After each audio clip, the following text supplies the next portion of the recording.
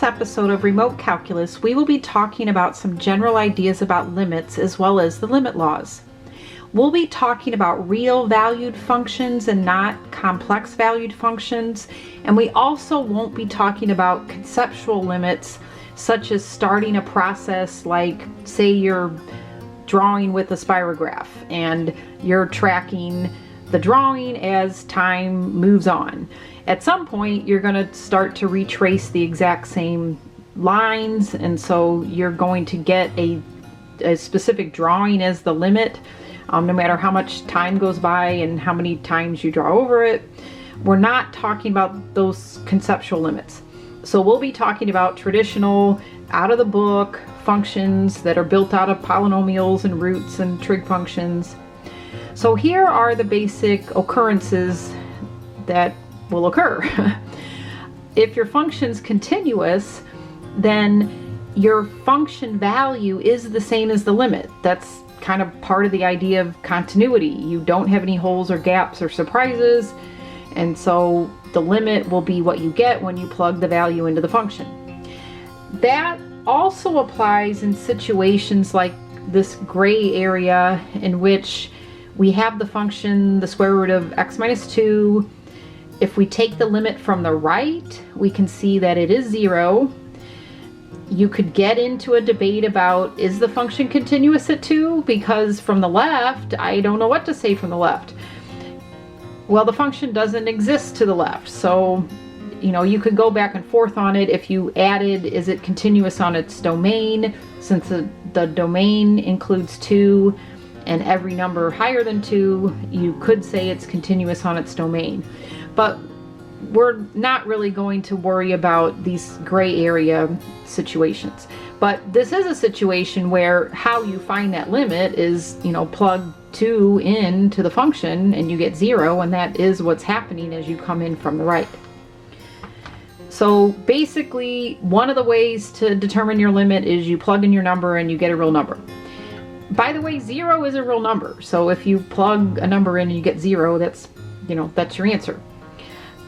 You could also be evaluating your limit, and you could end up with a non-zero number in the numerator and 0 in the denominator, and depending on the values and the direction you're coming, that will always lead to either positive infinity or negative infinity.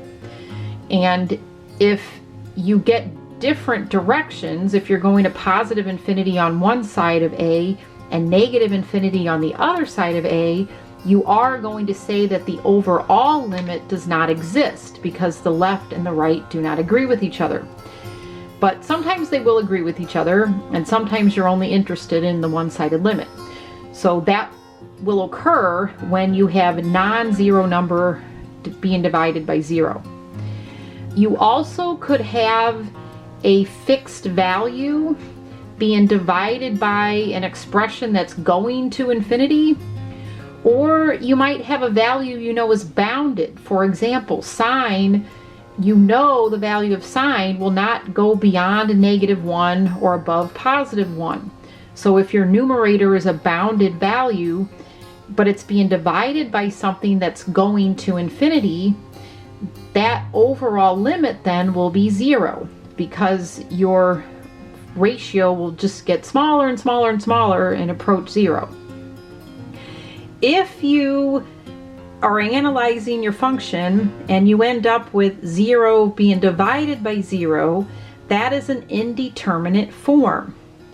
And it could be leading to 0, it could be leading to infinity, it could be leading to negative infinity, it could be leading to some other real number. And so you have to do algebra or some logical reasoning to figure out, what's going on with that situation. That's why it's called an indeterminate form. There are other indeterminate forms. This is a Calculus 1 class, and so some of the other indeterminate forms get studied in Calculus 2. So I'm focusing on what occurs in typical Calculus 1 problems. Now, the limit laws are a set of rules that are fairly obvious. I like to say that they're so obvious they can't be ignored. Kind of like in algebra when you're learning the commutative property of addition, that a plus b is equal to b plus a, or the distributive property of multiplication over addition, so that a times the quantity b plus c is the same as a times b plus a times c. Those laws are fairly obvious to you from all the arithmetic you've kind of gotten used to, but it's helpful to have them set in stone. That's the same with these limit laws. Everything in calculus is a limit. Derivatives are a limit, antiderivatives are a limit, area under curve is a limit, work in physics is a limit. And as we're working through those situations, it's very helpful for us to realize what algebra we can do and not do due to these limit laws kind of being set in stone. So the first law is the constant law, and it says if your function is a constant, it doesn't matter what x is going to, it will stay that constant. The limit as x goes to a of c is equal to c. Then the identity law says if your function is just plain old x, as x goes to a, x is going to go to a. The limit as x goes to a of x will equal a. Often when we're doing a proof with limit laws, we work it all down until the last thing and the only thing we're left being able to evaluate is the constant law and the identity law. Then we have the addition law. And by the way, this also applies to subtraction, because remember, subtraction is adding the opposite, so subtraction is a type of addition.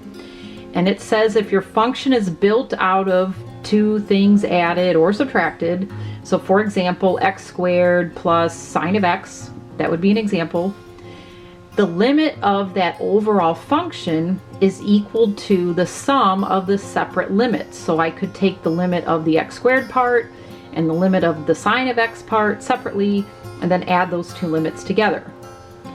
Then the constant multiple law says if your overall function is a coefficient times some other function, you can factor out that coefficient. You can pull it out in front, factor it out. So then the limit as x goes to a of c of f of x is equal to c times the limit as x goes to a of f of x. Then we have the product law, which is talking about two functions being multiplied. And so for example, x squared times sine of x would apply to here. So the limit of the product is equal to the product of the limits. I could individually take the limit of x squared, individually take the limit of sine, and then multiply those together. Then the quotient law kind of says the same thing as the product law. If my overall function is a quotient, f of x divided by g of x, then the limit of that quotient will be equivalent to the limit of the numerator divided by the limit of the denominator. Now be aware that if the limit of g of x was 0, if you were getting 0 in the denominator, then more analysis is needed. Again, dividing by 0 creates situations that always make us pause. So it's not that you can't use this law in that case, it's just you have to be a little careful about whether you get 0 over 0, because if you get 0 over 0, it's an indeterminate form and there's just more analysis that needs to be done.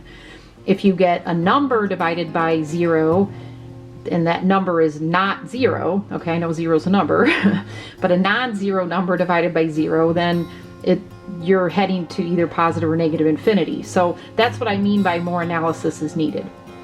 And then if you have the power law, it says if your function is some function raised to a power, you could individually get the limit of the function and then raise that limit result to that same power, and those will give you equivalencies.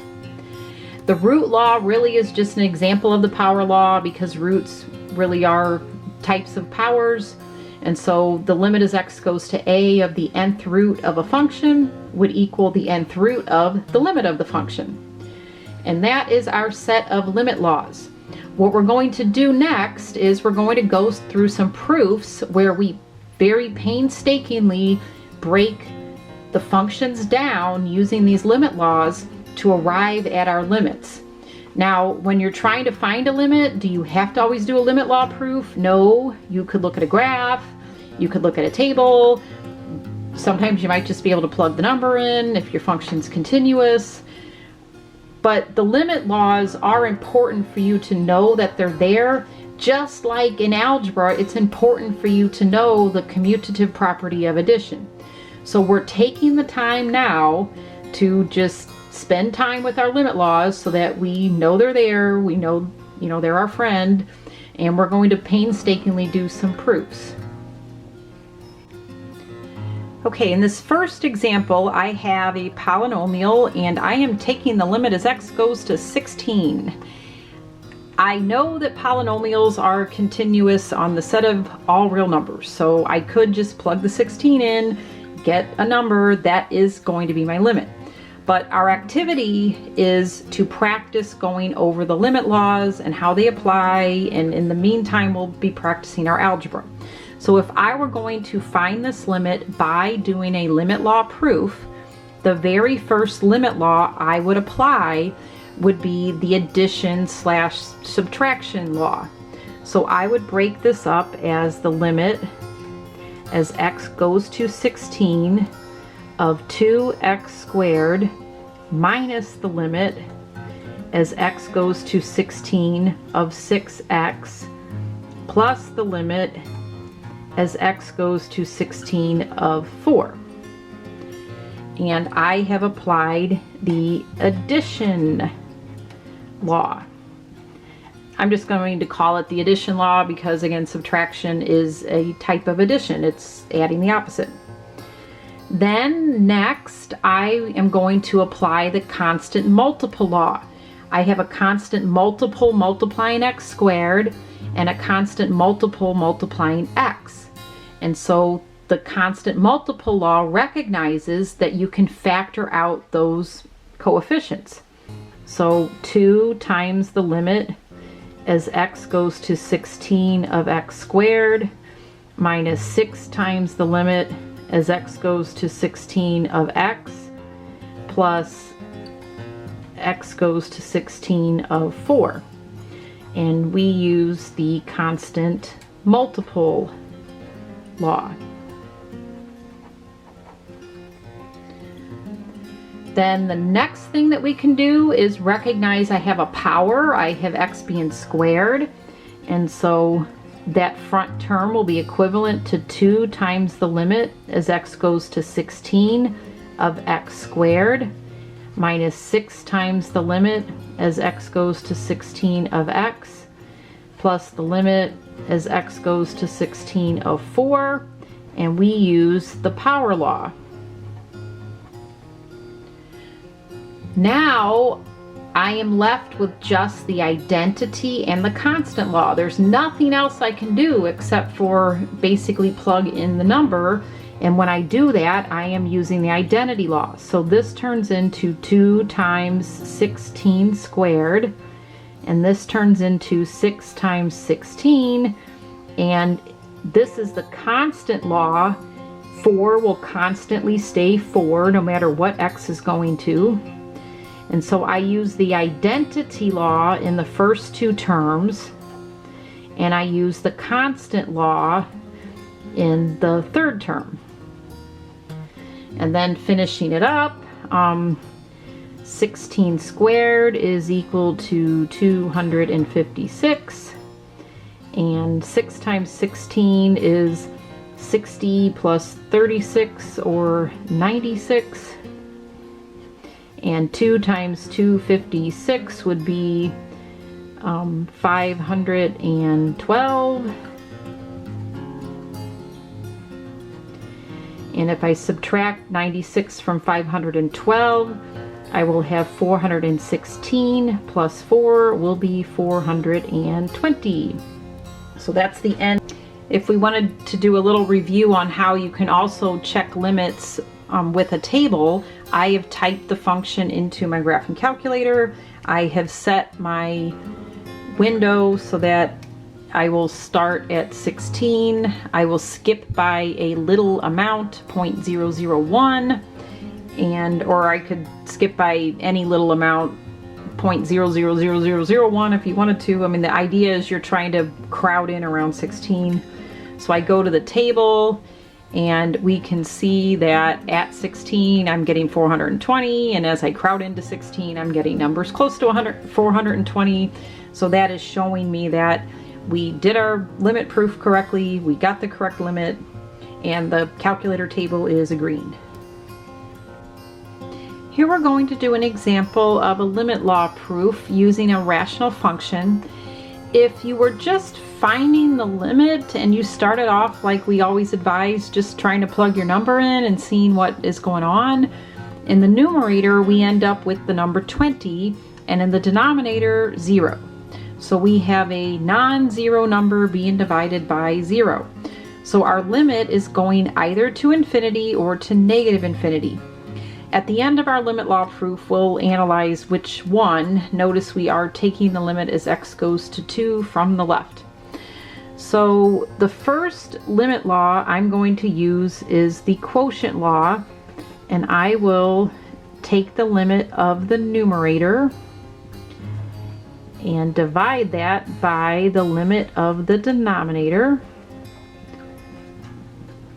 And again, we are using the quotient law of limits.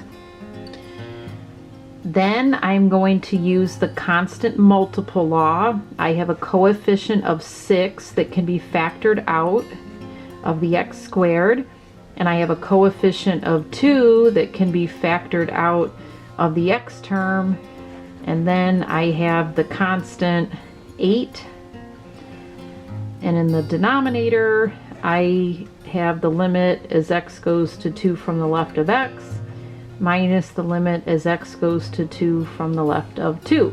So I use two laws. I use the addition law, which again applies to subtraction because subtraction is adding the opposite. I also use the constant multiple law. So I pulled out the constants and I broke up the sums and differences. The next law, I shouldn't say the last one, but the next law I could use is the power law. X is being raised to the power of 2, and I can rewrite that as the limit of x being squared.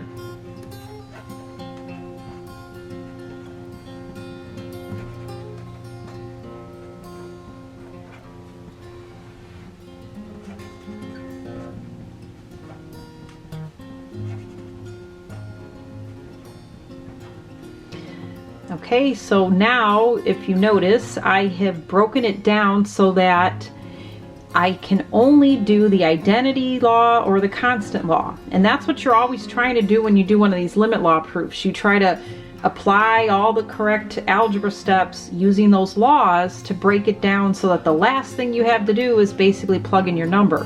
When you're plugging in your number, you're actually using the identity law. So the identity law says if your function is just x, then as x goes to 2, x will be 2. So we will end up with 6 times 2 squared plus 2 times 2 minus 8 over 2 minus 2. Again, the 8 stays 8. It doesn't matter what x is going to. 2 stays 2. It doesn't matter what x is going to. Now, in terms of the coming into 2 from the left, what that means is that we're technically imagining plugging in a number slightly less than 2, so 1.9999. So this will be slightly less than 24. This will be slightly less than 4. This is going to be exactly 8. So I have something slightly less than 28 minus 8. So the numerator is going to 20, but from the left of 20, so slightly less than 20. And the denominator, I'm plugging in like 1.9999. When I subtract 2, I am going towards 0, but from the left it will be a negative number. 1.999 minus 2 is going to be negative. So the numerator is positive, the denominator is negative. I'm dividing a non-zero number by 0, so I am heading towards negative infinity. And that is my final limit. But again, part of our purpose was to practice going through the limit laws, so we also did that. Here we're going to do an example of a limit law proof with a function that, when going to a, gives us that indeterminate form 0 over 0. So we'll get practice with what to do to help us analyze 0 over 0, and we'll also get practice with our limit laws. First, I'm just going to do an algebra step. I'm going to multiply the numerator and the denominator by the conjugate of the numerator. And I'm doing that so that I can somehow get a factor that will help us eliminate the 0 in the numerator and the denominator. So it's not a limit law step, it's just a algebra step. And so my numerator, if I FOIL that out, I will end up with x, because square root of x times square root of x will be x. Square root of x times 5 will be 5 times the square root of x. But then I will get negative 5 times the square root of x. And then negative 5 times positive 5 will be negative 25. And then in the denominator, there's no point in foiling that out. It is not going to make it cleaner for us. Those two are opposites, so they cancel out. And then I will do the quotient law of limits.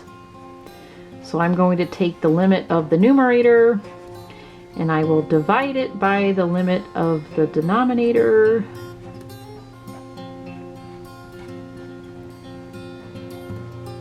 Okay, so there we go. So I use the quotient law of limits, and I did some algebra. Next, I'm going to use the product law of limits. I'm going to leave the numerator as it is, and I'm going to break up the denominator as a product.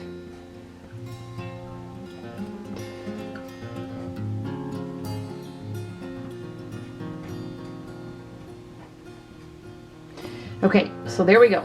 There's our numerator, and then the denominator, I rewrote the product, the limit of the product, as the product of the limits. So that was the product law of limits. Now, as x is going to 25, this function matches that function exactly, and I'm going to the same thing, so this value will always be equivalent to that value, and it divided by itself will be 1. So I am able to just divide those out. Then in the numerator, I'm left with a 1, and in the denominator, I can then evaluate that limit, and I will also use the sum rule.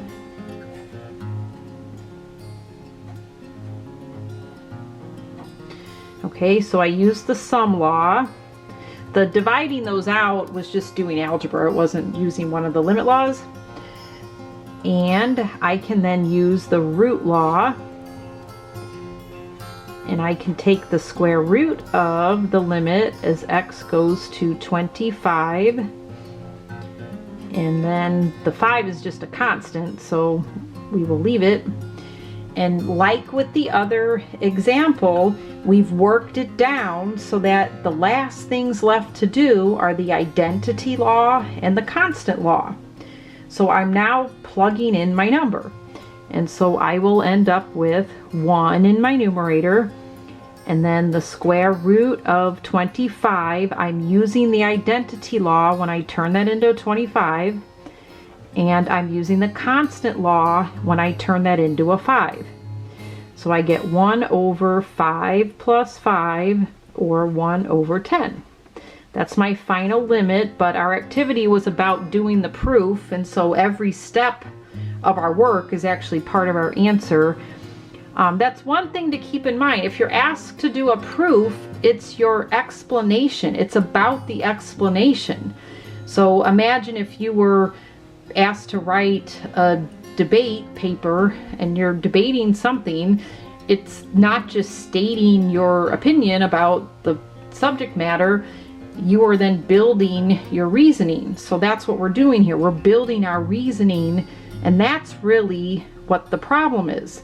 Sometimes students get confused because they might be coming from a math background in which they, never really did any proofs, and they don't understand that it's not the answer. We're not caring about what the final value is as much as we're looking at what your explanation is. So this explanation was about how to use the limit laws.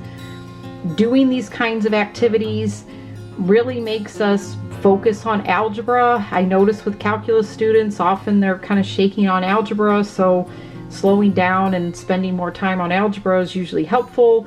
And then it also makes you realize that there's these fundamental rules that make a lot of other things, work out, just like our algebra rules of associative property, commutative property, distribution of multiplication over addition. Those are all very basic, obvious rules, but there's a point to them formally being phrased.